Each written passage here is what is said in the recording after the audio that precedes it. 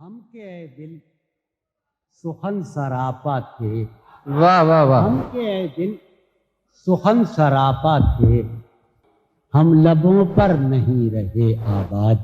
دنیا میں سخنور تو بہت ہوئے، مگر جو سراپا سخن ہوئے وہ خود استعارہ بن گئے، اور ایسا ہی ایک استعارہ ہیں جان ایلیا۔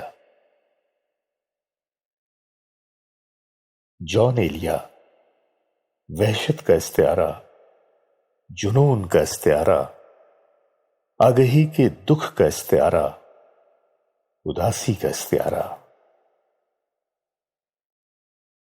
روح پیاسی کہاں سے آتی ہے، واہ، روح پیاسی کہاں سے آتی ہے، یہ اداسی کہاں سے آتی آتی ہے۔ جان ایلیا نام آتے ہی جیسے اداسی کے رنگ کچھ اور گہرے ہو جاتے ہیں، شام کچھ اور اداس لگنے لگتی ہے، چہکتے ہوئے رنگ پھیکے پڑ جاتے ہیں، ہمارا ہر یقین کمزور ہونے لگتا ہے۔ شوق کا رنگ بجھ گیا، یاد کے زخم بھر گئے، کیا میری فصل ہو چکی، کیا میرے دن گزر گئے۔ شام ہے کتنی بے تفات، شہر ہے کتنا سہمناک، شام ہے کتنی بے تفات، شہر ہے کتنا سہمناک، ہم نفس ہو کہاں ہو تم، جانے یہ سب کے بھر گئے۔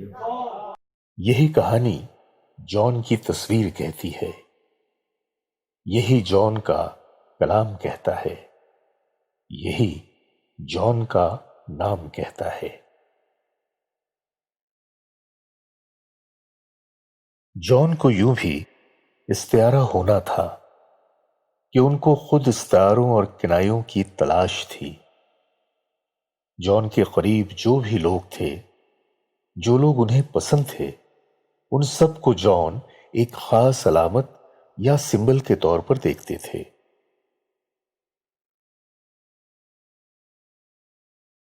جان کی زندگی میں 3 لوگوں نے سب سے زیادہ متاثر کیا: بھگت سنگھ، گاما پہلوان اور سلطانہ ڈاکو، اور یہ سب جان کے خاص قسم کے جذبوں کی علامتیں تھیں۔ ان تینوں کے بارے میں جان لکھتے ہیں: بھگت سنگھ سامراجی دور میں جذبہ بغاوت کی یادگار ترین علامت تھے۔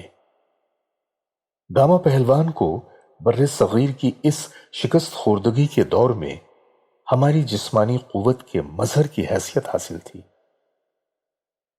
اور سلطانہ ڈاکو نے یو پی کے سامراجی انتظامیہ کو ناکوں چنے چبوا دیے تھے۔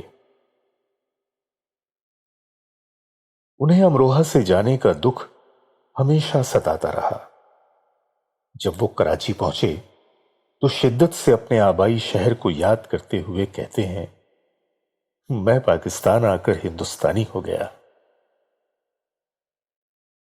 جان باتوں کو محسوس کر کے شعر بناتے ہیں جن کو ہم چھونے سے بھی ڈرتے ہیں۔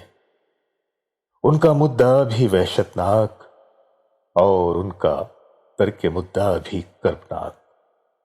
خودکشی کر لے جان لے وہ اگر، عالم ترک مدعا میرا۔ کیا بات ہے۔ شاید اسی لیے پیرزادہ قاسم صاحب نے جان کے لیے کہا کہ غم سے بہل رہے ہیں آپ بہت عجیب ہیں، درد میں ڈھل رہے ہیں آپ بہت عجیب ہیں۔